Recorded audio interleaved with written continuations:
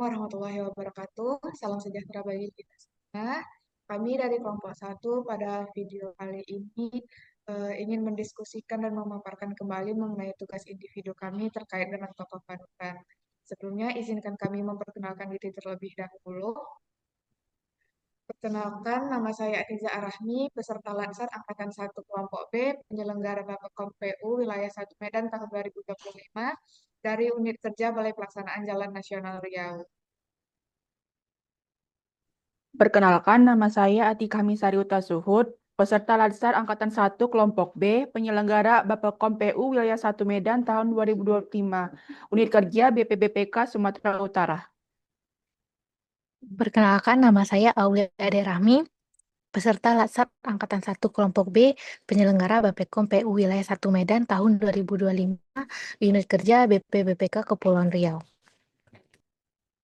Perkenalkan, nama saya Beni Kurniawan, peserta Latsar Angkatan 1 Kelompok B, penyelenggara Bapkom PU Wilayah 1 Medan tahun 2025, Unit Kerja Balai Wilayah Sungai Sumatera 4 Batam. Perkenalkan, nama saya Hairina Mirandasari, peserta Latsar Angkatan 1 Kelompok B, penyelenggara Bapkom PU Wilayah 1 Medan tahun 2025, Unit Kerja BP2JK Aceh. Baik, setelah perkenalan ini, seperti yang sampaikan tadi, pada video kali ini kami ingin memaparkan dan menceritakan kembali tentang tokoh-tokoh panutan yang sudah kami pilih sebelumnya. Nah, sebelum memulai diskusi, izinkan kembali saya untuk memulai diskusi ini dengan pantun. Air jernih dari pegunungan, Cakep, disimpan rapi dalam tempayan. cakep, Diskusi ini ajang bertukar pikiran agar ide cemerlang terus bermunculan. cakep. Baik, kita mulai tentang video kali ini. Di sini kami telah memilih tokoh panutan yang menurut kami menginspirasi dan dapat kami jadikan teladan. Nah, di sini mulai kita dari tokoh yang pertama mungkin bisa dipresentasikan oleh Kak Atika.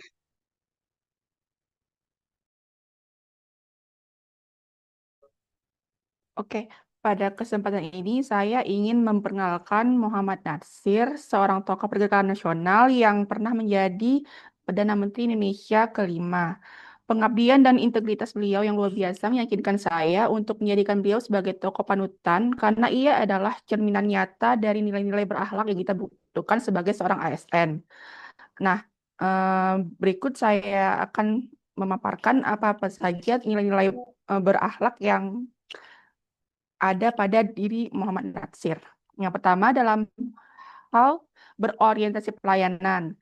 Nah, Muhammad Natsir ini baginya jabatan itu bukanlah alat untuk meraih kekuasaan atau kekayaan, melainkan merupakan amanah suci untuk melayani rakyat. Ya, ia menunjukkan dedikasi yang luar biasa dalam melayani bangsa dengan mengedepankan kepentingan publik di atas segalanya.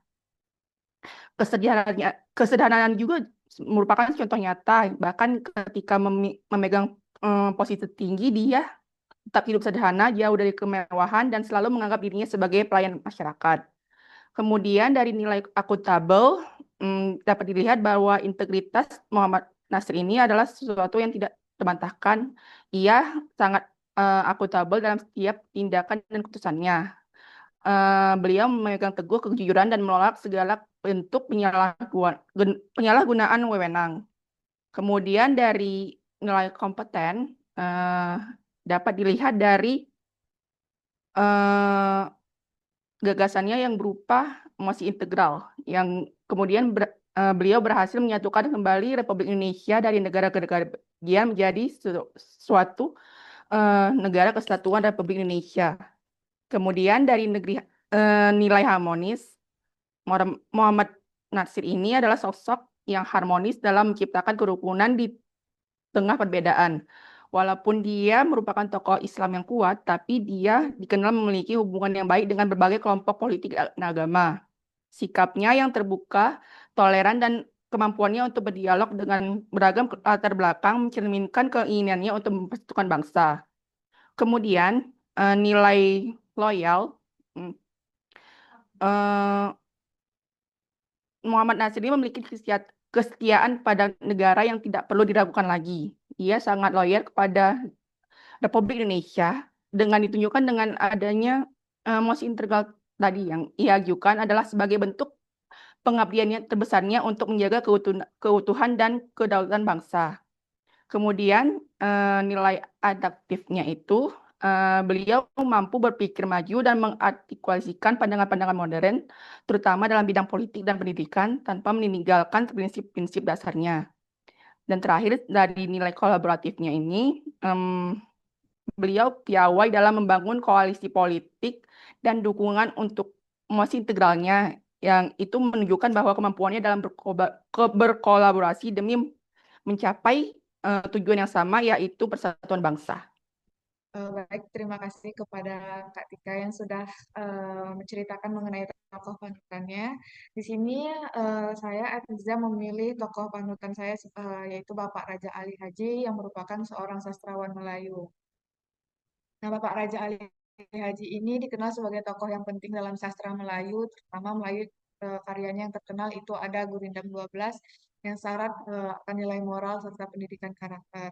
Nah, melalui karya-karyanya ini juga memang terlihat bahwa Bapak ini memang sangat memenuhi nilai-nilai berakhlak. Oleh karena itu, di sini saya ingin mengkaji kembali nilai-nilai berorientasi pelayanan. Yang pertama, dari Bapak Raja Ali Haji, yaitu beliau mengabdikan karya dan pemikirannya itu untuk membangun masyarakat Melayu, serta memberdayakan mereka melalui pengetahuan dari karya-karyanya.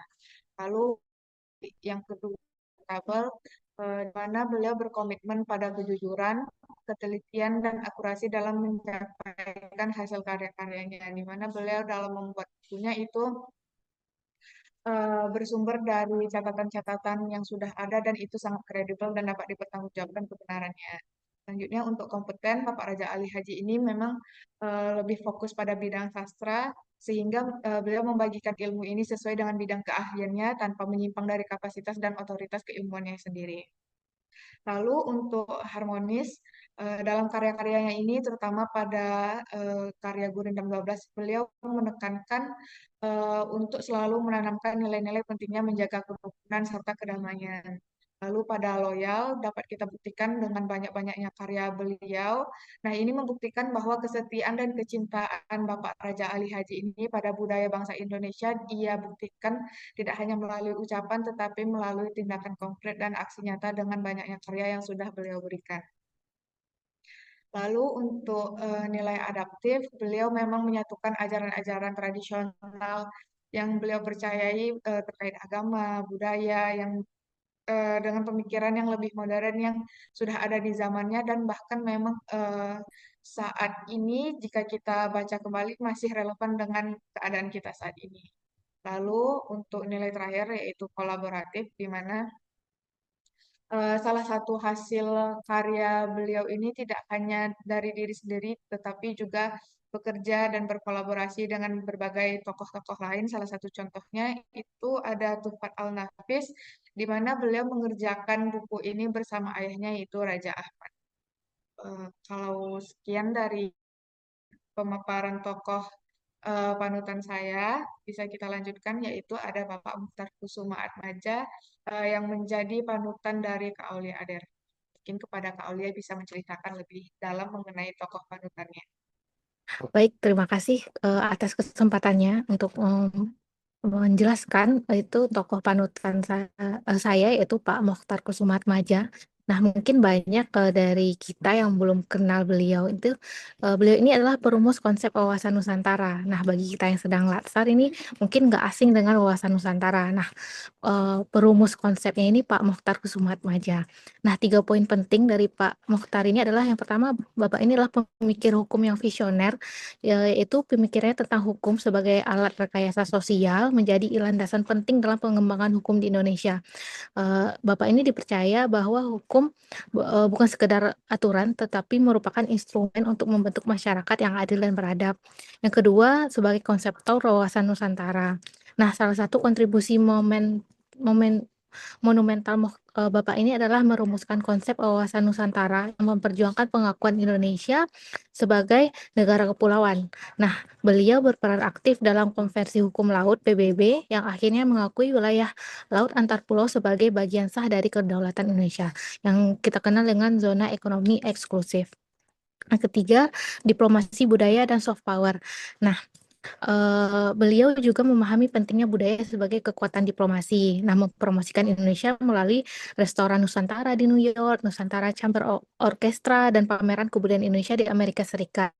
Nah, pendekatan ini menunjukkan bahwa diplomasi tidak selalu harus keras, tapi bisa dilakukan dengan cara yang halus dan bermartabat. Nah, untuk penerapan berakhlak dari beliau ini dengan latar belakang akademik yang kuat dan pengalaman panjang di bidang hukum dan diplomasi, beliau menjalankan tugas kenegaraan secara kompeten, bertanggung jawab atas pekerjaan sesuai dengan keahliannya. Dalam memperjuangkan konsep wawasan Nusantara di forum internasional, beliau menunjukkan sikap yang loyal terhadap kepentingan bangsa, menempatkan martabat Indonesia di atas ambisi pribadi. Nah, pendekatannya yang menghubungkan hukum dan budaya mencerminkan sikap adaptif, mampu merespon tantangan global dengan cara yang kontekstual dan strategis. Nah, beliau juga dikenal sebagai pribadi yang akuntabel, tidak pernah tercatat melakukan penyalahgunaan kekuasaan, serta bersikap kolaboratif dalam membangun sinergi antara akademisi, diplomat, dan pemimpin negara. Nah, dari kesederhanaan beliau ini dan fokusnya yang nyata, bukan pada pejabat politik, tetapi memperlihatkan integritas dan semangat pelayanan publik yang sejalan dengan nilai ASN yang berorientasi pada pelayanan publik. Nah, saya mengagumi beliau karena merumuskan konsep wawasan Nusantara, dan mungkin kita tidak banyak yang tahu dengan beliau ini, tapi dengan apa yang diberikan beliau kontribusi kepada Indonesia itu patut kita jadikan panutan. Sekian dari saya lanjutkan kepada Mas Beni. Baik, terima kasih Pak Arya penjelasan tentang tokoh kakak Arya. Pada kesempatan kali ini saya akan memaparkan tokoh panutan saya yaitu Bapak Haji Agus Salim, sang diplomat ulung. Beliau bukan hanya dikenal sebagai pahlawan nasional, tapi juga sebagai pribadi yang cerdas, berakhlak mulia dan sangat mencintai bangsanya. Lahir tahun 1884, beliau adalah tokoh yang berwawasan luas hingga ia menguasai banyak bahasa asing dan menjadi salah satu ujung tombak diplomasi Indonesia di masa awal kemerdekaan ketika negara ini masih sangat muda dan belum stabil. Sebagai Menteri Luar Negeri, beliau mampu membangun citra positif Indonesia di mata dunia internasional. Rahasianya ya karena beliau punya bekal yang lengkap, kemampuan intelektual, integritas, dan semangat kebangsaan yang luar biasa. Dalam nilai berorientasi pelayanan, nilai ini benar-benar hidup dalam diri Bapak Haji Agus Salim. Dalam setiap peran yang beliau jalani, mulai dari jurnalis, aktivis, hingga diplomat, ia akan selalu menomorsatukan kepentingan bangsa. Bahkan saat menjadi diplomat di luar negeri, beliau tetap hidup sangat sederhana. Ada cerita, saat tugas di PBB, beliau membiayai perjalanan dinasnya sendiri dengan sangat hemat. Itu bukan karena tidak mampu, tapi karena beliau ingin menjaga kehormatan dan amanah. Ini jadi pengingat penting bagi kita semua, khususnya kita ASN ya, bahwa tugas kita adalah melayani, bukan dilayani. Dalam nilai akuntabilitas, beliau juga dikenal sebagai pribadi yang bertanggung jawab. Beliau bukan tipe yang mudah goyah oleh tekanan politik dan selalu menjunjung tinggi prinsip dan etika dalam setiap keputusannya. Gayanya lugas, tegas, tapi tetap sopan dan beretika.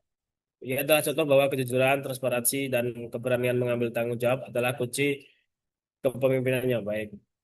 Kalau bicara soal kompetensi, beliau ini luar biasa. Bayangkan saja di zamannya, beliau menguasai 9 bahasa asing. Ada Arab, Belanda, Inggris, Jerman, Prancis, dan beberapa bahasa lagi. Tapi yang menarik, momen itu bukan cuma untuk gaya-gayaan beliau aja. Beliau benar-benar menggunakan ilmunya untuk memperjuangkan kemerdekaan dan menjalin hubungan internasional. Dan ini jadi pesan penting buat kita.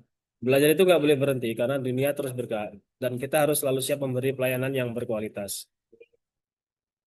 Dari sisi nilai harmonis, beliau dikenal kritis dan tajam dalam berpikir. Beliau dihormati oleh banyak kalangan, dari nasionalis, religius, sampai sosialis, semua menghargai beliau.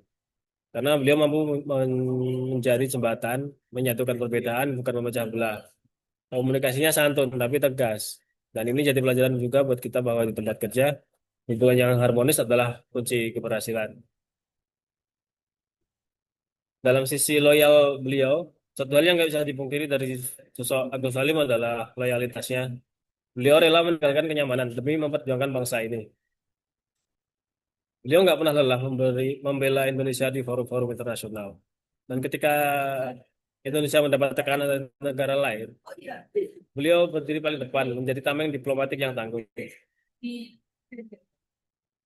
Beliau juga sangat aktif.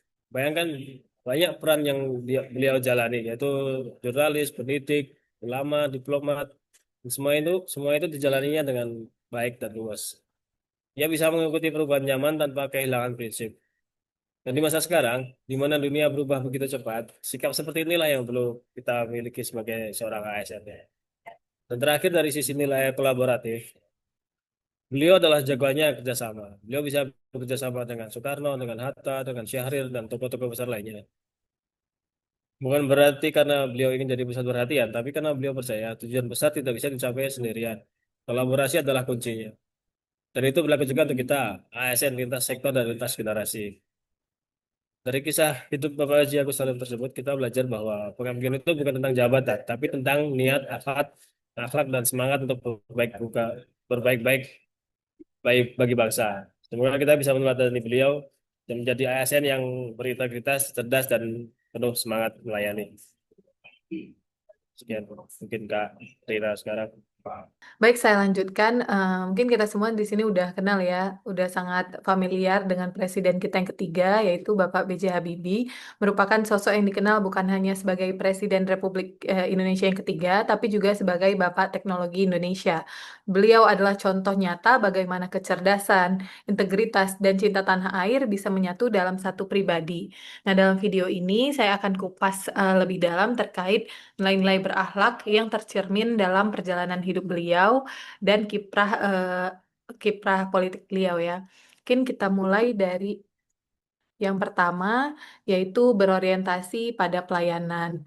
Nah, Bapak B.J. Habibie menunjukkan bahwa ilmu dan jabatan bukan hanya untuk kemuliaan pribadi, melainkan untuk memberikan manfaat sebesar-besarnya bagi bangsa. Nah, ini ditunjukkan dengan beliau sanggup meninggalkan karirnya yang nyaman di Jerman dan kembali ke Indonesia untuk membangun bangsa ini. Kemudian juga beliau sempat mendirikan industri dirgantara dan teknologi demi kemandirian bangsa Indonesia. Nah, nilai yang kedua adalah nilai akuntabel.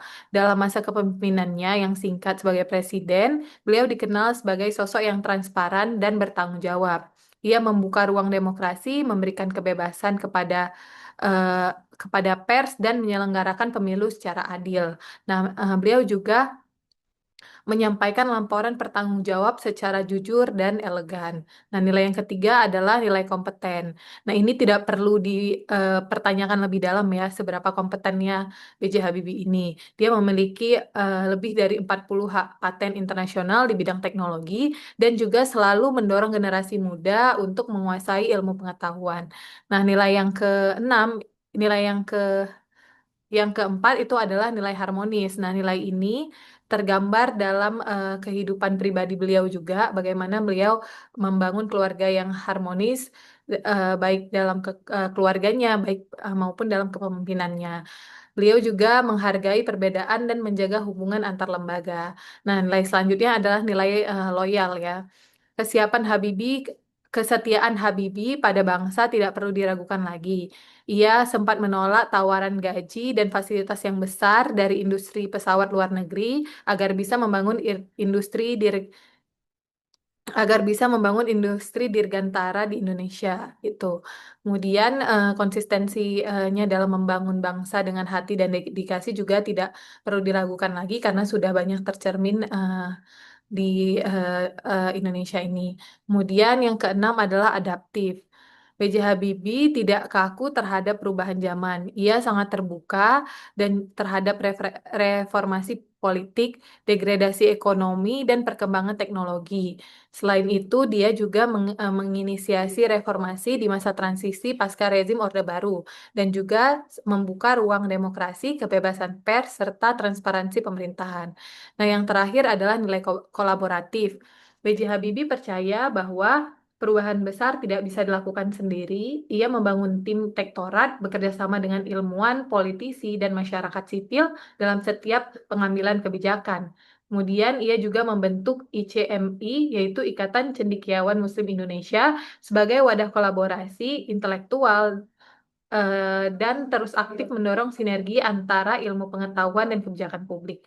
Nah, dari kisah B.J. Habibie ini, ia adalah sosok gambaran nyata bagaimana nilai-nilai berakhlak dapat diimplementasikan dalam skala nasional maupun dalam pribadi. Teladan beliau menunjukkan bahwa integritas, kecintaan pada ilmu, dan pengabdian kepada bangsa negara adalah fondasi utama untuk menjadi aparatur negara yang bermartabat dan relevan.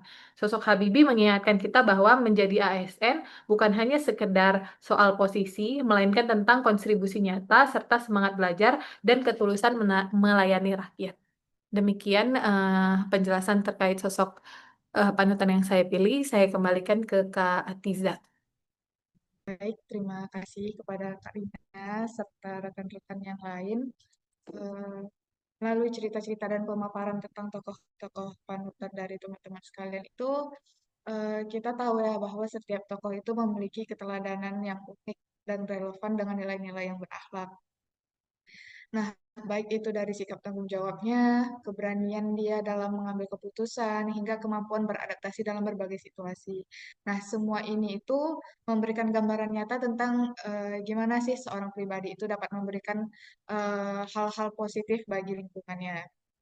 Nah, oleh karena itu, saya merasa penting bagi kita tuh untuk tidak hanya mengambil contoh dari salah satu tokoh saja, melainkan memang menjadikan keseluruhan nilai berakhlak yang dipunyai dari tokoh-tokoh tadi itu sebagai prinsip yang menuntun kita dalam proses pengembangan diri, baik secara ASN maupun sebagai individu kita di tengah masyarakat. Nah, teman-teman mungkin ada yang ingin disampaikan dari cerita-cerita tokoh yang sudah kita dengarkan tadi, dipersilahkan. Mungkin boleh dari Kak Aulia bisa memberikan pendapatnya atau pesan dan pesannya. Menurut saya itu dari kelima tokoh itu eh, pakar di bidangnya masing-masing, jadi banyak nilai keteladanan yang bisa kita ambil. Dan kita nggak boleh terpaku kepada satu tokoh, tapi kita harus menggabungkannya, menjadikan satu nilai berakhlak yang lebih baik daripada tokoh-tokoh yang ada. Dan tokoh-tokoh yang kita jelaskan tadi itu sangat menginspiratif semua, dengan berbagai latar belakang, berbagai pekerjaan, dan berbagai hal yang lainnya yang berbeda yang menjadikannya satu. Mungkin dari kakak yang lain. Iya benar banget nih apa kata Kak Aulia, ternyata apa namanya, kita jadi lebih tahu bahwasannya nilai-nilai berakhlak ini sebenarnya udah ditanamkan ya, udah tertanam pada tokoh-tokoh sebelum kita gitu. Dan yang paling saya highlight adalah tokoh yang sempat dipresentasikan oleh Kak Aulia ya, yang Bapak Muhtar.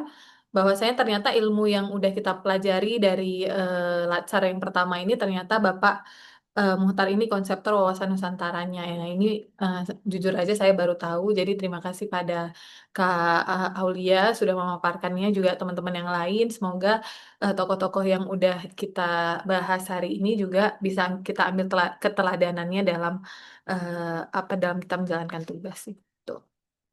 Kita harus meneladani sikap-sikap. Gak cuma satu panutan lah ya. Berarti kita harus semua tokoh itu kita harus ambil sisi baiknya agar kita menjadi ASN yang berintegritas dan bisa berakhlak dalam menjalankan semua pekerjaan kita.